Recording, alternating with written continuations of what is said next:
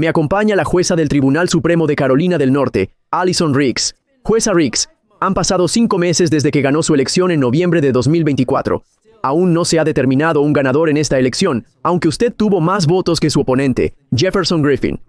Entonces, ¿puede darnos una actualización de lo que está ocurriendo en estas últimas elecciones que aún no se deciden desde noviembre de 2024? Sí, gracias por recibirme de nuevo, Brian. Me siento honrada de poder compartir con tus oyentes lo que está sucediendo aquí en Carolina del Norte y la amenaza que supone para la democracia en todo el país. El sábado se cumplen 5 meses de las elecciones. Cada vez que llega una de estas fechas se vuelve más y más triste que todavía estemos tratando de conseguir una resolución para la última carrera no certificada de 2024 en todo el país. Hace una semana y 3 días que mi caso se vio en el Tribunal de Apelaciones de Carolina del Norte. Y en este momento estamos a la espera de una decisión de ese tribunal intermedio estatal. El panel tenía algunas preguntas muy difíciles y este panel estaba compuesto por 2 republicanos y también un demócrata. Y los abogados de mi oponente en el argumento oral hace poco más de una semana fueron muy claros en que lo que estaban buscando no era algún tipo de remedio o de proceso posterior a las elecciones para que los votantes arreglen su registro de votantes o cualquier tipo de proceso de curación. Estaban diciendo directamente, desechen todas estas papeletas. 68,000 papeletas legales emitidas por votantes elegibles de Carolina del Norte, incluidos mis padres y 5,500 votantes militares desplegados en el extranjero. Quieren que esos votos sean desechados, algo que no debería ser. Así que si la Corte de Apelaciones de Carolina del Norte está de acuerdo con mi oponente y argumenta que estas papeletas deben ser desechadas, y aun si no lo hacen, este caso luego irá a la Corte Suprema de Carolina del Norte. Todavía nos quedan de 6 a 9 meses de esta lucha porque volveremos al Tribunal Federal si es necesario. Entonces, si alguien argumenta que un voto elegible debe ser descontado, eso es privación del derecho al voto en violación de la ley federal y la Constitución federal. Y mi trabajo es defender los derechos constitucionales de los habitantes de Carolina del Norte. Es decir, es privación de derechos en el sentido más claro y flagrante del término. ¿Y cuál es la justificación que dan para privar descaradamente de sus derechos a 68,000 habitantes de Carolina del Norte? Sí, por supuesto. Puedo decirte lo que ellos están diciendo y lo que dijeron en el argumento oral, pero aún así te va a dejar algo insatisfecho y confundido porque... Supongo que sí. Presumo que me dejará muy insatisfecho, pero continúa. Dicen que solo quieren que se apliquen las leyes electorales tal como estaban vigentes para las elecciones, pero eso no es cierto. 32,000 votantes militares votaron usando la llamada papeleta UOCAVA. Es una papeleta federal diseñada para facilitar el voto de los militares desplegados en el extranjero. En Carolina del Norte, 32,000 personas utilizaron ese voto. Había avisos en el sitio web de la Junta Estatal de Elecciones, en cada sitio de la Junta Electoral del Condado y sitios web federales de asistencia al voto, diciendo que los militares en el extranjero no tenían que hacer una copia de su identificación con foto para votar. Entonces, esto es lo que... Es indiscutible que eso es lo que se les dijo a los votantes. Esas eran las reglas y los votantes hicieron lo que se les dijo. Y mi oponente dice ahora, después de los hechos, oh, bueno, eso estuvo muy mal, pero tuvieron mucho tiempo para oponerse a ello.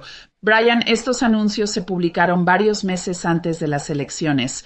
Así que, al desechar estas 5,500 papeletas militares que también provienen solo de 4 de los condados más demócratas de Carolina del Norte, y hay 100 de esos condados, eso no es seguir la ley vigente antes de las elecciones, es reescribir las reglas y castigar a los votantes que siguieron las reglas al pie de la letra, y castigarles por ello. Es absolutamente no permitido por la ley estatal o federal, y les prometo que no cederé ni un ápice en esto. Si tengo que llegar hasta el Tribunal Supremo de los Estados Unidos, lo haré porque puse mi mano sobre la Biblia y juré en nombre de Dios que defendería los derechos de cada uno de los ciudadanos de Carolina del Norte, incluso de todos aquellos que no votaron por mí, para que su voz se oiga en las urnas y que se respete este derecho fundamental tan preciado, el derecho que preserva todos nuestros demás derechos. Hablemos de los procesos que se están desarrollando ahora mismo. Se encuentra ante la Corte de Apelaciones de Carolina del Norte.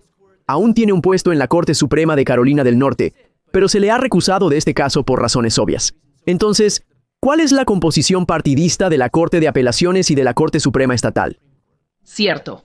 Y solo para recordar a sus oyentes, no todos los estados tienen jueces que se presentan como partidistas. Y nuestra legislatura republicana decidió hace años que sería genial que los jueces se presentaran como demócratas o republicanos. Así que en el Tribunal de Apelaciones hay 12 republicanos y 3 demócratas. En el Tribunal Supremo de Carolina del Norte, donde yo me siento, hay 5 republicanos y 2 demócratas, así que soy uno de los 2 únicos demócratas y yo no decidiré mi propia elección, pero ese cuerpo restante de 6 será quien desafortunadamente parece que va a decidir quién gana las elecciones, pero en realidad los votantes deciden quién gana las elecciones.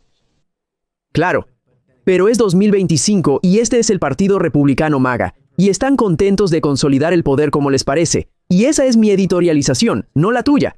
Pero en el caso de que fallen a favor de su oponente, Jefferson Griffin, en el Tribunal de Apelaciones, y esto llega a la Corte Suprema del Estado, y como dijiste, sin que se pronuncie sobre su propio caso, estamos en una situación en la que es de 5-1 republicano a demócrata. Sé que hay gente en ese tribunal que ya tienen una tendencia hacia su oponente de todos modos, y en el caso de que fallen a su favor, ¿qué pasa a partir de ahí? Es decir, ese no es el final de la línea. Salta entonces al sistema de tribunales federales. Así que pasamos la primera parte de este año intentando resolver este asunto en un tribunal federal porque hay... Por razones obvias, ¿verdad? Correcto. Leyes federales, así que la forma en que los votantes militares en el extranjero votan está dictada por la ley federal. Tenemos la Ley de Ayuda a América para Votar, que dicta cómo la gente se registra para votar. Tenemos una serie de leyes federales y nuestra Constitución federal que están implicadas en el desafío de mi oponente. Así que queríamos que esto se decidiera en un tribunal federal. Entonces el tribunal federal dijo, vamos a mostrar respeto a otro poder judicial. Vamos a dejar que el tribunal estatal decida cuestiones de derecho estatal. Pero crearon algunas barreras. Ellos dijeron, si lo que sucede en el tribunal estatal usted piensa que viola la ley federal, se llama retención de jurisdicción. Pero esencialmente mantuvieron una mano en este caso para decir volveremos a esto si es necesario. Y así, si lo que sucede en los tribunales del estado de Carolina del Norte requiere que incluso un voto elegible de Carolina del Norte sea desechado. Entonces, puedes estar seguro de voy a ir a la Corte Federal al día siguiente diciendo que esto está realmente mal.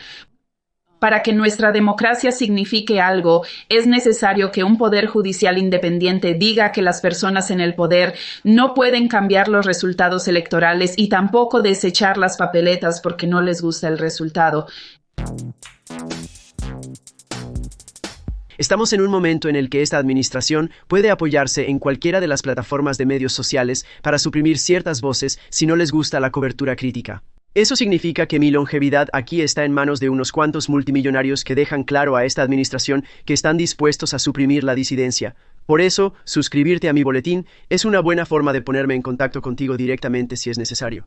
Solo tienes que ir a briantylercohen.com y hacer clic en la parte superior donde dice inscribirse. Es gratis, pero también hay una opción de suscripción de pago si quieres apoyar mi trabajo. Muchas gracias.